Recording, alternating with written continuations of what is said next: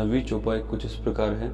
रहती न प्रभु चित चूकी किए की, करत सूरती सह बार ये की, जेहि अग बदेव ब्याध जिमी बाली, फिरी सुकंठ सोई किन्हीं कुचाली। अर्थात प्रभु के चित्त में अपने भक्तों की हुई भूल चूक याद नहीं रहती, वे उनसे भूल जाते हैं और उनके हृदय की अच्छाई नेकी को सौ बार याद करते हैं। जिसे पाप के कारण उन्होंने बाली को व्याध की तरह मारा था, वैसे ही कुचाल फिर सुग्रीव ने चली। 10वीं चौपाई कुछ इस प्रकार है।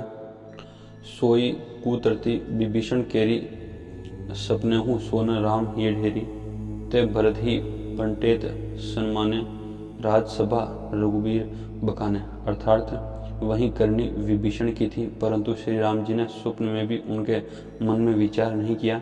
उलटते भरत जी से मिलने के सम्मान श्री रघुनाथ जी ने उनको सम्मान किया और राजसभा में भी उनको गुणों का बखान किया। 28वां दोहा कुछ इस प्रकार है। प्रभु तरु तेर कपी डार पर, ते किए आपू सम्मान, तुलसी के गुण राम से साबित शील निधान। अर्थात प्रभु श्री राम जी तो वृक्ष के नीचे और बंदर डाली पर, अर्थात कहाँ मर्यादा पुरुषोत्तम सच्चिदानंद श्री परमात्मा श्री राम जी और कहाँ पेड़ों की शाखाओं पर कूदने वाले बंदर, परंतु ऐसे बंदरों को भी उन्होंने अपने सम्मान बना लिया। श्री तुलसीदास जी कहते हैं कि श्री रामचंद्र जी सरीखे शील निधान स्वामी कहीं पर भी नहीं है। 28वां दोहा का ख कुछ इस प्रकार है। राम निकाई रावरी है, सभी को नीक, जो यह सांची है सदा तो निको तुलसीक। अर्थात हे श्री राम जी, आपकी अच्छाई से सभी का भला है, अर्थात आपका कल्याण में स्वभाव सभी का कल्याण करने वाला है। यदि यह बात सच है तो तुलसीदास जी का भी सदा कल्याण ही होगा। 28वां दोहा का ग कुछ इस प्रकार है। एही विधि निज गुण दोष, कही सभी ही बहुरी सिरु नाई, बरनो रघुबीर बिसत जसु, सुनी कली कलुष नसाई।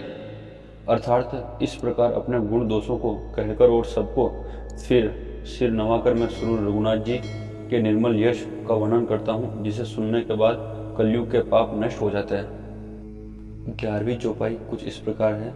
जग बलिक जो कथा सुहाई, भरद्वाज मुनि बहरी सुनाई, कहियु सोई संवाद बखानी, सनहु सकल सज्जन सुकुमानी। अर्थात मुनि यज्ञवत्सल जी ने जो सुहावनी कथा मुनिश्रेष्ठ भरद्वाज जी को सुनाई थी, उसी संवाद को मैं बखान कर कहूँगा। सब सज्जन सुख का अनुभव करते हुए उसे सुने। 11वीं चौपाई कुछ इस प्रकार है। शंभु किन्हीं यह चरित्र सुहावा, बहुरी कृपा करी उमहि सुनावा, सोए शिव काग भूसुंडी दीना, राम भरत अधिकारी चिना। अर्थात शिव जी ने पहले इस सुहावने चरित्र को रचा, फिर कृपा करके पार्वती जी को सुनाया। वही चरित्र शिव जी ने काग भूसुंडी जी को राम भक्त और अधिकारी पहचान कर दिया। 12वीं चौपाई कुछ इस प्रकार है। ते ही सन जग बलिक पुनि पावा, तिन्हि पुनि भारद्वाज प्रति गावा, ते श्रोता भक्ता समशीला, संवर्धत ऋषि जानही हरि लीला।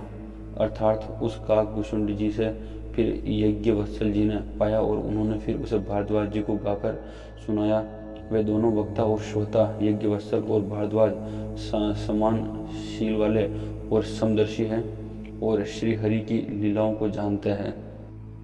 13वीं चौपाई कुछ इस प्रकार है। जानही तिनि काल निज ज्ञाना, करतल गत अमलक समाना, ओरज जय हरि भगत सुजाना, कई सुनहि समुझहि विधि ज्ञाना। अर्थात वे अपने ज्ञान से तीनों कालों की बातों को हथेली पर रखते हुए अवलोकन के समान प्रत्यक्ष जानते हैं और जो भी सुजान भगवान की लीलाओं का रहस्य जानने वाले हरि भक्त हैं, वे इस चरित्र को नाना प्रकार से कहते, सुनते और समझते हैं। 30वां दोहा का कुछ इस प्रकार है। मैं पुनि निज गुनी सुर, सुनी कथा सो सुख खेत, समझी नहीं तसी बालपन तह अति रहु अचेत। अर्थात फिर वही कथा मैंने वाराह क्षेत्र में अपने गुरुजी से सुनी, परंतु उस समय मैं लड़कपन के कारण बहुत बेसमझ था, इससे उसको उसी प्रकार अच्छी तरह समझ नहीं पाया। 30वें दोहा का ख कुछ इस प्रकार है। श्रोता बक्ता ज्ञान निधि कथा राम के गूढ़, किमी समझो में जीव जड़ कली मल ग्रसित विमूढ़। अर्थात श्री राम जी की गूढ़ कथाओं के वक्ता कहने वाले और श्रोता सुनने वाले दोनों ज्ञान के खजाने पूरे ज्ञानी होते हैं।